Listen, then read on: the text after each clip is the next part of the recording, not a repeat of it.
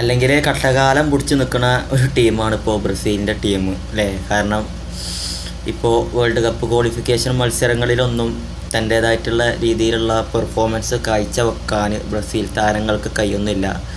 അതിൻ്റെയൊക്കെ ഒരു ഭാഗമായിട്ട് നിലവിൽ ബ്രസീലിൻ്റെ അടുത്ത വേൾഡ് കപ്പ് യോഗ്യത നേടുന്ന കാര്യത്തിൽ വലിയ പ്രതീക്ഷയില്ല എന്ന് പറയാൻ പറ്റില്ല. കാരണം ബ്രസീൽ കളിക്കും എങ്കിലും നമുക്കൊക്കെ ഒരു പ്രതീക്ഷക്കുറവ്. കാരണം നെയ്മർ ജൂനിയർ ടീമിലില്ലാത്തതാണ് ആകെ പ്രശ്നമായത്. അദ്ദേഹം ഒരു വർഷത്തോളമായിട്ട് പുറത്താണ്. അതിൻ്റെ ഭാഗമായിട്ട് അല്ലെങ്കിൽ നെയ്മറിന് പകരമായിട്ടുള്ള ഒരു താരമാണ് നമ്മുടെ സൂപ്പർ താരം വിനീഷ്യസ് ജൂനിയർ.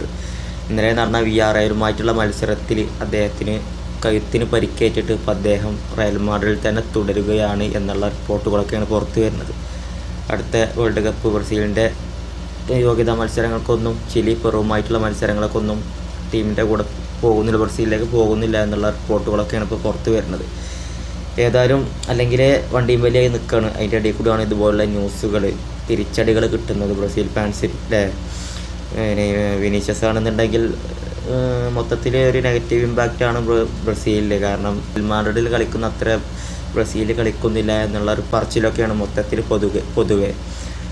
അതൊക്കെ വെച്ച് നോക്കുമ്പോൾ പല ആൾക്കാർക്കും വിനീഷ്യസ് കളിക്കാത്ത വലിയ എമ്മാന്തരം എന്നൊക്കെ കമൻറ്റുകൾ ചെയ്യുന്ന ഒരുപാട് ആളുകളൊക്കെ ഉണ്ട്.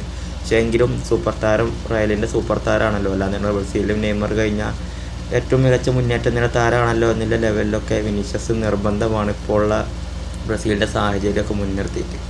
ഏതായാലും അദ്ദേഹത്തിന് കഴുത്തിനാണ് പരിക്കേറ്റിട്ടുള്ളത്. വലിയ പരിക്കൊന്നുമില്ല എങ്കിലും ബ്രസീലിൻ്റെ അടുത്ത മത്സരങ്ങളൊക്കെ ഉണ്ടാവില്ല എന്നാണ് ഇപ്പോൾ വരുന്ന റിപ്പോർട്ടുകൾ.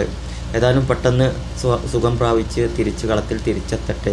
അതുപോലെ അടുത്ത ചിലി പെറു മത്സരം ബ്രസീലിന് നല്ലൊരു തന്നെ ഏക്കരം. കാരണം ലാറ്റിൻ അമേരിക്കയിൽ മികച്ച 2 ടീമുകളാണ് ബ്രസീൽ, അർജൻറ്റീന പോലുള്ള ടീമുകളൊക്കെ കഴിഞ്ഞാൽ ഏറ്റവും മികച്ച ടീമാണ് ചിലി പെറു ടീമുകളൊക്കെ.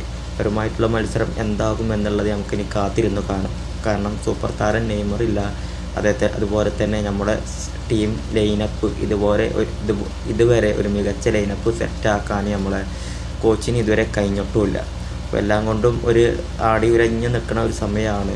അതിൻ്റെ ഇടയിൽ ഇതുപോലുള്ള തിരിച്ചടികൾ കിട്ടുമ്പോൾ എന്താണ് നമുക്കിനി വരുന്ന മത്സരങ്ങളുടെ റിസൾട്ട് എന്ന് നമുക്ക് കാത്തിരുന്ന് തന്നെ കാണേണ്ടി വരും.